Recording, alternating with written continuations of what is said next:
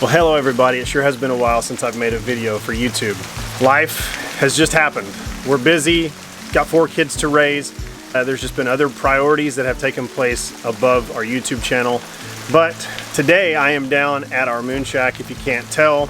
And if you don't know what the Moonshack is, or if you're just now seeing our videos for the very first time, this is our off-grid cabin that we built in 2020. My family and I were full-time RVers. We were traveling around the country. We had a home base in Missouri, and we decided, you know what, let's build a little cabin for us whenever we are done traveling or whenever we're coming back to Missouri as our home base, so we can stay in a place instead of living in the RV even when we're home.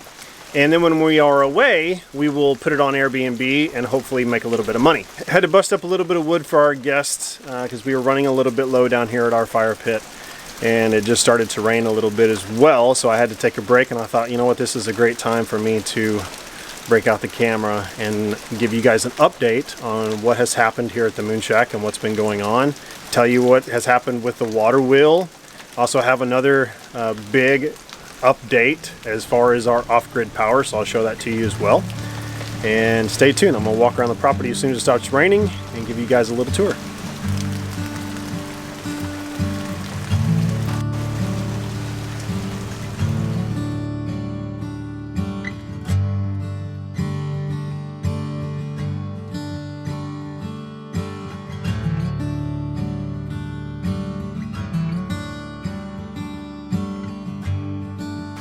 So for starters, let's go inside and I'll show you a little tour of the inside of the cabin.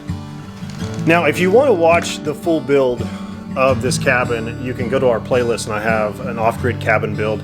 From the foundation all the way up, I have a playlist in there, so you can go check that out. Okay, so starting off in the cabin, really not much has changed in here. We did live in here for about 6 months whenever we stopped full-time RVing. We moved into this cabin. It's a 1-bedroom, 1-bath, but we do have the upstairs loft, which has 3 more beds and a sofa bed as well, or a futon, I guess that's what it's called. But really not much has changed other than some of the decor in here. Added some pictures, added some old moonshine jugs. And we call this cabin the Moonshack, and the reason why we call it the Moonshack is because over 100 years ago there was a gentleman who owned this piece of property. His name was Isaac Pippin, and him and his family used to live just right up the hill, and he would come down here to the spring and make moonshine. I have found a lot of glass, a lot of metal pieces, some of the things that he used for cooking purposes, some stove pieces, because again, 100 years ago, a lot of that stuff has been in the soil and has rusted and has fallen apart. So we got the moon part from moonshine, and then we used a lot of old barn wood from a piece of property that my parents owned just up the hill. We torn down a barn, and we used a lot of the wood from that barn inside the cabin. So what you see on the walls is from that barn. What you see on the floor is from that barn. One of my favorite parts of the cabin is this floor joist with the barn wood up underneath here. It looks amazing. Just a quick little tour upstairs. Turn some lights on.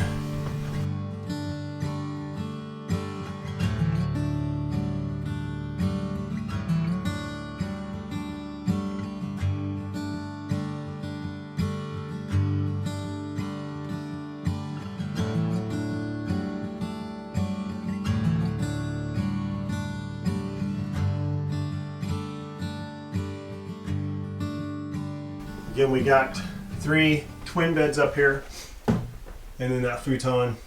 Got a swing. Just a little sitting area. This is where the kids or adults can come up and play and hang out and read if the weather is not really good. We also got some games and some books. I got my Mr. Cool mini split up here. I will be doing a review on that, hopefully in the future. So back in here is our 1-bedroom. It's a great little room. Again, floor joists in here with the barn wood. It's kind of a dim bedroom. We just got those 2 lights in here, but you know, I'm just in here for sleeping and other things, so dim is nice.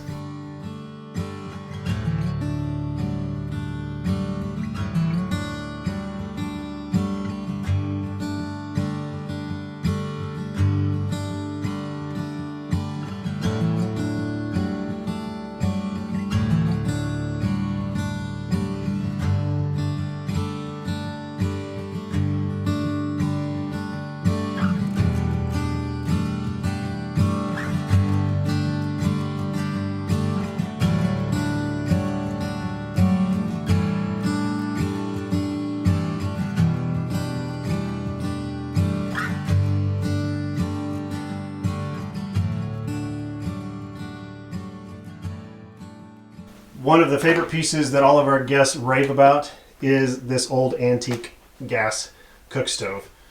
Made by Garland Stoves. Is an old one, probably from the 20s or 30s, but everybody loves cooking on that thing. Got a lot of cast iron skillets, all of your stuff there. We also have a Berkey water filter for purification of our water because our water comes directly from the spring. So buried in the spring is just a traditional well pump. We've got it buried way back up in there, and then you can kind of see a faint line. That line runs up underneath the cabin, and then we have a well pump or pressure tank that's up underneath the cabin. Our guests come and love to sit around the campfire. I've got a solo stove. The only thing I don't like about solo stoves is the heat doesn't radiate out, it just goes up. So that's one of the things I'm not really a big fan about it, because when you sit around the fire, you kind of want to feel the heat from it. And the only way you can really do that is you kind of stand up and stand close to it. So I might change that in the future. Get something different.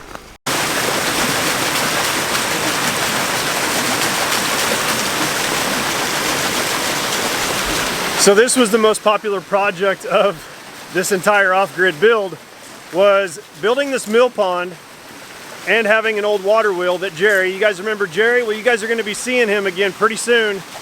We got a big project that Jerry and I are working on right now, so I'm going to be producing videos for that. But Jerry made this water wheel out of old plow wheels.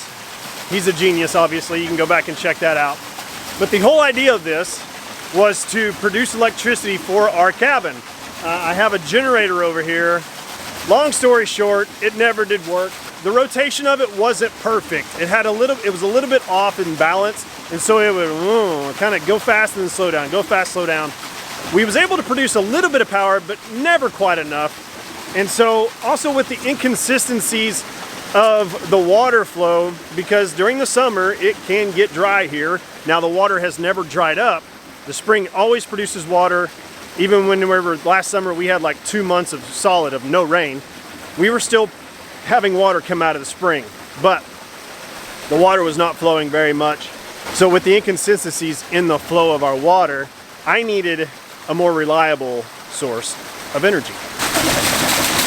But if nothing else, I love to just have the flume open and just let it spin. It's a beautiful little place to sit. We have some chairs down here, and we'll just come down here and have coffee in the morning, listen to the water. It's just a great little place to sit and chill out.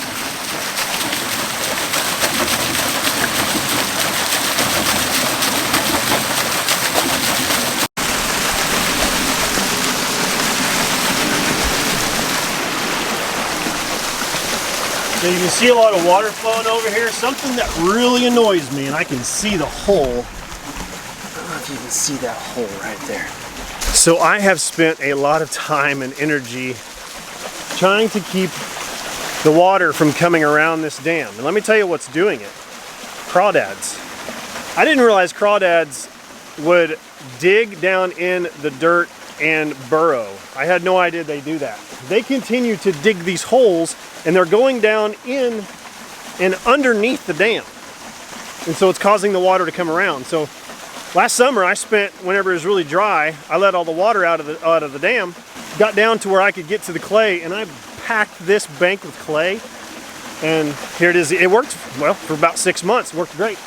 But here it is again, a lot of water coming around. So I have to put some fish in here to thin out my crawdads. So here's some of the old relics from the property. These are just a few of them, but we find a lot of glassware, a lot of metal. This is a really cool piece. So I guess when they come, they love looking for this stuff. You can see some old nails and stuff here.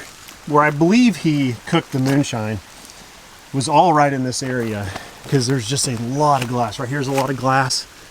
Look at that. And so this is what our guests have located. This isn't what I found. All this stuff they found recently too. But our guests just love to come and scour through the woods. A lot of times you can just walk through here on this beaten path where, well, like right here, for example, you can see that little white speck right there. It's a piece of glass.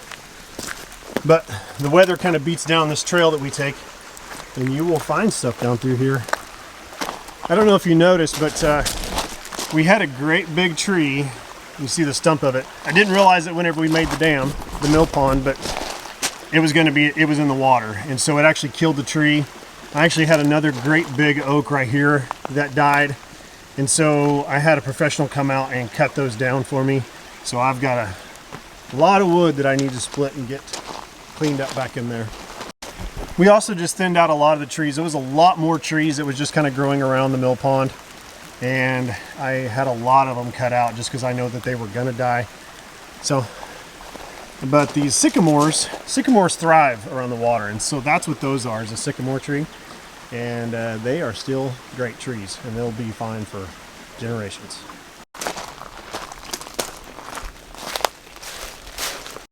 Another feature that we have here at the cabin is an outdoor shower, and this is something else that our guests that love to come out and experience. I personally love to come out and take a shower at nighttime when the stars, especially when there's no leaves on the trees.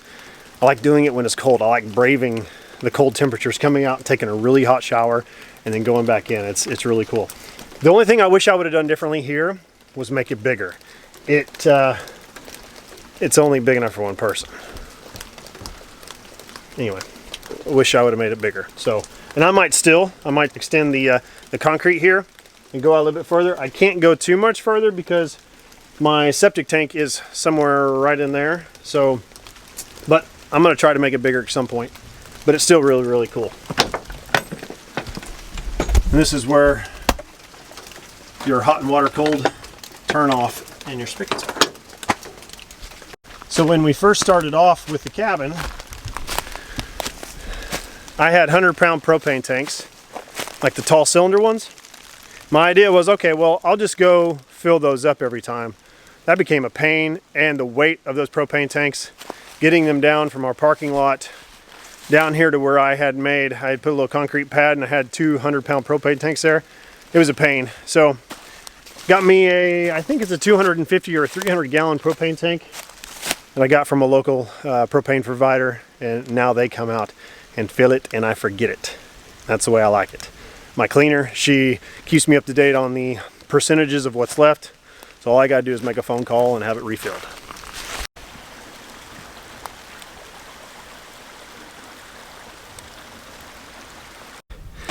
Okay, a little bit out of breath. I had to walk up the hill from the cabin.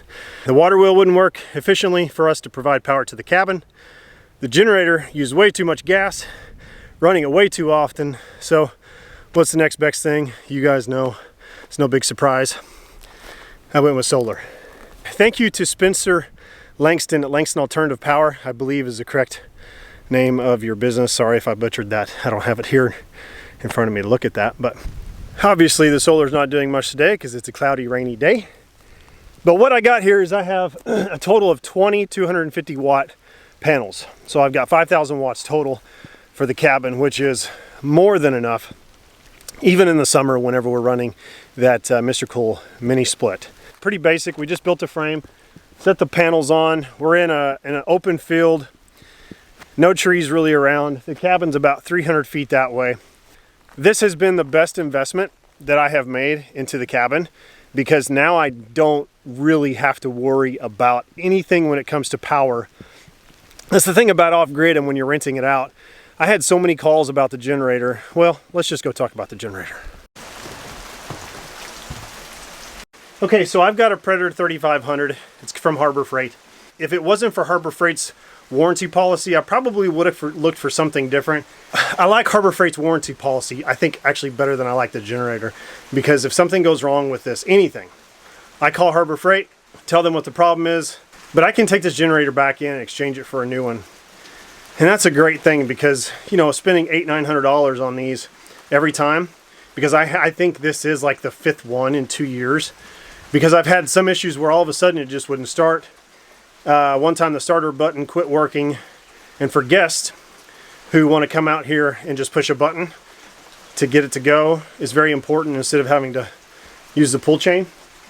So I exchanged it multiple times. That's why I bought the warranty. But the thing about the generator is it served its purpose while we had it, because this was at one point our only source of power. So anytime the batteries would get low, turn the generator on. So this thing was getting run probably a total of 4 to 6 hours per day, using quite a bit of fuel during that time, where I was going through probably 6 or 7 5-gallon jugs per month, maybe more than that. I'm really not sure on the math on that. But installing the solar, this thing might get run once a month, twice a month. I mean, very little, very little.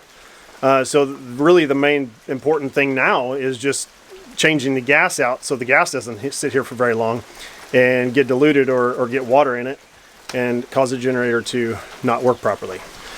So there you have it, folks. That's a little update on the Moonshack and our cabin that we built.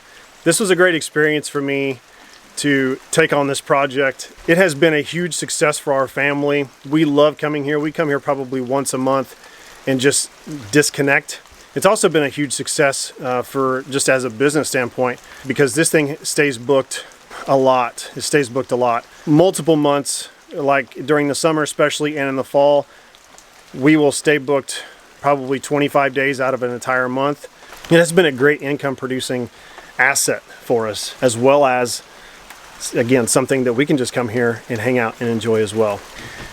So if you want to come here and hang out at our cabin, we would love for you to do that. All you got to do is go down in the description of this video, and I will have the link to our Airbnb page, and you can go there and book. And something else I didn't mention, if any of you have ATVs or four-wheelers, we got 50 acres here, and we have a lot of Mark Twain National Forest. So you can come, stay at the cabin, bring your ATVs, and just have a wonderful time while you're here. What makes this property so special to us is that this was a part of our family farm that my parents had, and now it belongs to me and my wife Laine. And doing something like this for your family is, you're kind of leaving a legacy. And so this Moonshack to me feels like a legacy, because it's something that I plan on passing down to my kids and hopefully to my grandkids, and that so many memories and so many reconnections and so many things that'll take place at this property that will be something that will stick with them forever is my hope. And that's that legacy part that I hope that it keeps on getting passed down from generation to generation. Because during the time that we have stayed here, and I showed you the guest book, we have had multiple proposals here. Husbands and wives have come here on anniversaries. Husbands and wives have come here for their baby moon. And so it has been just, and we get so many repeat guests year after year who just love to come down here. And we use 3 words at this cabin to kind of help describe and encourage people to come, and that's stay, unplug, and recharge. You do those 3 things, and we hope that the Moonshack will always be something that you will never forget. So thank you guys for checking out this video, this update. My battery is flashing at me, so I'm about to run out. And stay tuned, because again, me and Jerry have a big project that we're working on, and I'll be making videos on that soon. Thank you guys. Have a great day. God bless.